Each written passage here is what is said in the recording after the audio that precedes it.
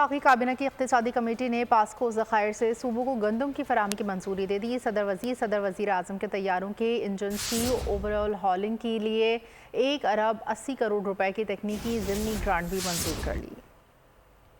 وزیر خزانہ محمد اورنگزیب کی زیر صدارت اقتصادی رابطہ کمیٹی کا اجلاس۔ وزارت دفاع کے جہازوں کے لیے 1.8 ارب روپے کی سپلیمنٹری گرانٹ منظور کر لی گئی۔ اجلاس میں وزیر اعظم آفس کے لیے 25 کروڑ 27 لاکھ روپے کی خصوصی گرانٹ منظور کر دی گئی۔ ای سی سی نے سی ڈی اے کے لیے 25 کروڑ 20 لاکھ روپے کی تکنیکی ضمنی گرانٹ منظور کر لی۔ اجلاس میں پاسکو کے ذخائر سے گندم کی فراہمی کی سمری بھی منظور کر لی گئی۔ مقامی و درآمدگی گندم پاسکو کے طے شدہ تناسب کے مطابق تقسیم ہوگی۔ اعلامیے کے مطابق ای پاسپورٹ کی تیاری کے لیے جدید مشینیں اور سسٹم خریدے جائیں گے۔ ای سی سی اجلاس میں نیب کے لیے 37 کروڑ 60 لاکھ کی گرانٹ منظور۔ سندھ میں ایمرجنسی ہاؤسنگ پروجیکٹ کے لیے 30 ارب روپے منظور کیے۔ فنڈز رواں مالی سال 2024-25 کے بجٹ سے دیے جائیں گے۔